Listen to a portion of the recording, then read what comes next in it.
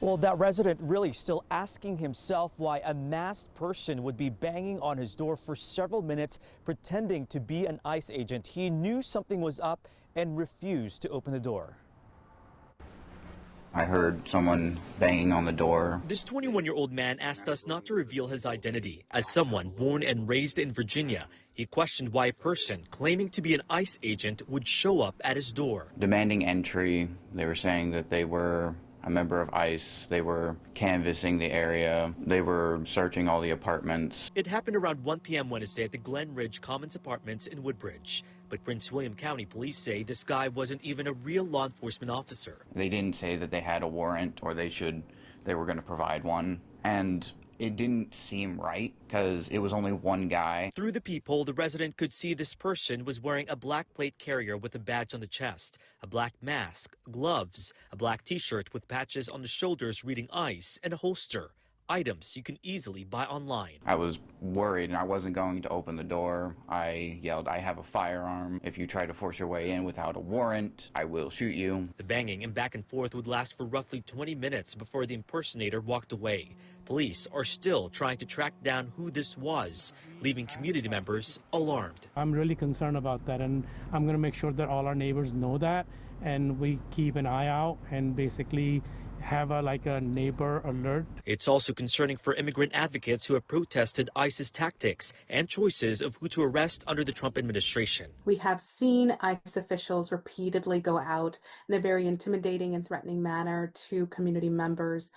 So it is not surprising where we have masked agents go out and not identify themselves, that be mimicked by somebody who really wants to go ahead and take advantage of a community that is already afraid.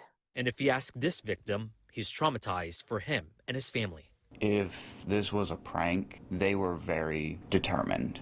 And if it wasn't, it still scared the shit out of me. Prince William County Police saying that they have not seen an incident really like this before. ICE confirming to police that this person is not associated with their agency. Even if he knows every detail of Kingstown Lake. I've always loved the lake. Andrew Bierman. Called to do what I can to try to preserve the beauty of it. Is still eager to find out what nature will reveal. I don't know exactly how he got here. Like, he didn't poof out of nowhere. Even if that means a new neighbor. He's been here since September. I haven't seen him personally. I've seen him occasionally. I have not. He's just a great asset. He's a beaver. The group Friends of Kingstown Lake is calling the new resident Wally, named after, well, you guessed it. My father remembered that there was a TV show back in his day. I believe it's from a reference to Leave It to Beaver. A gentleman named Wally. He's an elusive creature, but you know, when you find signs of him and you see something different at the lake, it brings kind of a new life to the lake in a sense. For an elusive creature, his presence is enough to make ripples across the community, including the Kingstown Community Association. They think that the only way to deal with the negative effects of his presence is to exterminate him. The HOA says because of Wally and possibly another beaver building dams, the lake, which functions as a stormwater management pond, faces problems of erosion and stormwater obstruction. But Virginia prohibits moving beavers. The Commonwealth says the option is to kill them if they cause damage. He hasn't done that much damage. He's cut small trees. Neighbors say there were traps here this week, but they've since been removed. That's after a petition garnering hundreds of signatures to save Wally. Mainly been doing his work to make himself a home out of this lake. The HOA says a licensed wildlife expert first recommended trapping Wally. But after more discussions and hearing from neighbors, the association has now canceled plans to kill Wally. Instead, they'll install tree coverings and remove any dams built in hopes he and other beavers will move out. But for now, it's a chance to coexist. Yes, go Wally. An opportunity Bierman and his neighbors couldn't be more eager beaver about. He'll be part of the natural family. Wally's our mascot nowadays. Matthew Torres, WUSA 9. Turn on some lights. If there's someone who needs her own oasis, This is my art studio. I like doing dogs. it's Susan Perry, Wow, that dog was full of energy. whose life in her Warrenton home isn't always so colorful. I'm a fighter. That's what's got me through this.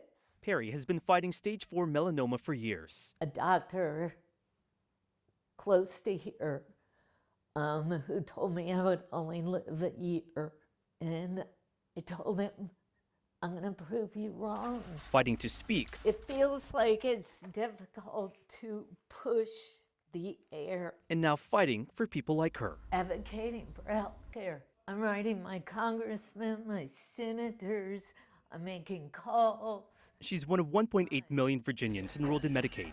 But as the Trump administration pushes for budget cuts, programs like Medicaid could be at risk. All those treatments could be denied. Medicaid could be cut to a point where they say, we can't afford that. But for this family, protecting Medicaid is only half the battle. Their son, Jimmy, he's at school, has been fighting cystic fibrosis. His lung function is getting better thanks to life-saving medication approved years ago. As expensive as that medicine is, it works. Because Jimmy probably might not be here. They say it's the result of medical research at NIH, the type of research that's also facing threats of cuts. A little angry, maybe a lot angry, but definitely sad. This is Jax, is my protector. This is their battlefield. I'm not just worried for myself. Even with a frail voice, I'm worried for everyone. speaking out to keep their health care intact is a fight that remains strong. What can we change to make it better? Matthew Torres, WUSA 9. A huge police presence. We have more investigators making their way here to the scene. We're at 17th and K, but really just a block behind me, we have that large gathering of investigators and different law enforcement agencies, MPD, Secret Service, Park Police, Transit Police. They are all here as this investigation is ongoing. I want to step back into the camera because you guys mentioned as far as were there other National Guardsmen around or were there two other people? When I first arrived here to the scene, I'm pulling up my phone here. This is a picture I took of that scene. You can see there were at least 3 other National Guardsmen there. This was 3, but when I first arrived, there were maybe about 5. So no doubt a group of National Guardsmen were around this area. Obviously, you heard from Kash Patel, the FBI director, saying they were here because of the high visibility presence that they were doing in this particular area. Those 2 guardsmen were shot just near the White House and just steps away from this Farragut West Metro stop. So, of course, there were people around. What witness describing seeing children running around as soon as that happened. I spoke to that witness. She heard the gunshots. In fact, we were the ones who broke the news to her that 2 National Guardsmen were the ones shot. Obviously, she was shocked by that, but this is what she had to say during our interaction. Can you explain what you saw earlier? I was in the Uber lunch break heading to the dry cleaners. It was around 2:15 p.m. We were at 17th Street. I heard boom, boom 2 times. And then after I heard the boom, boom, the Uber driver says to me, why are these people running? So then I look out the window and I see both sides of the street. A lot of little children running up the street and adults. So then I heard, help, help 2 times. But I was so focused on the little children, they looked like they were 5 years old, that the little children were okay. I didn't look to see who yelled, help, help 2 times. Did you see the guardsmen? I did, because we were on 17th Street when it happened. So the guardsmen then said we had to turn around. So then we turned around the Uber and went back. We had to, go back in the other direction. I'm just shocked because I never thought it was going to be anything of this magnitude.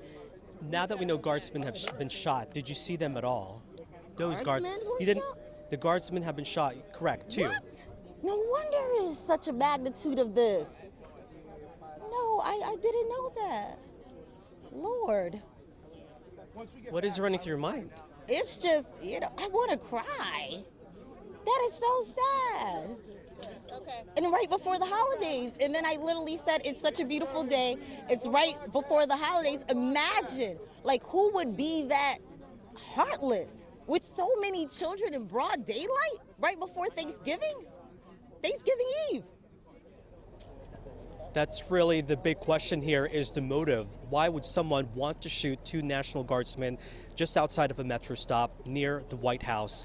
And so as we are learning more information, we are also hearing from other people who had to, for instance, hide in a bank as this was taking place. There was only a lone gunman, according to authorities. But again, this is the big question, why? And obviously the presence of the National Guard troops here in D.C. has really been, sparked a huge conversation, debate, and even angst towards President Donald Trump during his federal crackdown. But, you know, the question now as far as how this will affect, as far as public safety here in the city, has yet to be seen. But from federal authorities and what FBI Director Kash Patel has said, it really seems like a focus on crime and keeping D.C. safe is once again in the spotlight, guys. Hello, how many? There's much to reflect on the last 6 years for Fang Liu. How is the food eating okay? She's in charge of Fulki Restaurant in DC's Chinatown, one of several owners since the restaurant first opened 40 years ago. She says, I like working here because this is Chinatown. In the past, there were lots and lots of Chinese people. But Chinatown is now a frame of what used to be decades ago. The landscape has changed throughout the years as more commercial businesses and big development move in. More longtime Asian-owned family businesses are shutting down. You have a population of 3,000 plus Chinese, Asian American immigrants that have dwindled down to less than 300. As the city plans to revitalize the neighborhood and renovate Capital One Arena, Save Chinatown Solidarity Network worries more Asian residents will be displaced. There are families here, there are communities here that are worth protecting. Fulki and a salon on the same block received notices to vacate by July. Developer Rift Valley Capital is planning a new boutique hotel that would incorporate the buildings. They will do just about anything to protect their profit margins and protect their bottom line. The organization wants the vacate deadline pushed back to September as summer approaches. 3 months is not sufficient at all to be given notice to uproot their entire lives, their businesses that have served institutions for generations. If it was my decision, I have no worries about it. The problem is that, you know, with them being my partners now, you know, they're the one that's planning. The buildings have been in Eddie Moy's family for decades. He's partnered with the developer. Moy says the business owners were well aware that this time would eventually come, ever since the family decided to sell, even before the pandemic. I've been doing this for, you know, all my life, and I just want to move on. Moy says the time to vacate comes as they're now in the process of getting permits and working with contractors. We don't want to wait. Contractors be waiting in line while people were vacating. They will always deny the existence of wiggle room. For Liu, she says if there was an option to stay, she would. Okay, thank you, thank you. Matthew Torres, WUSA 9.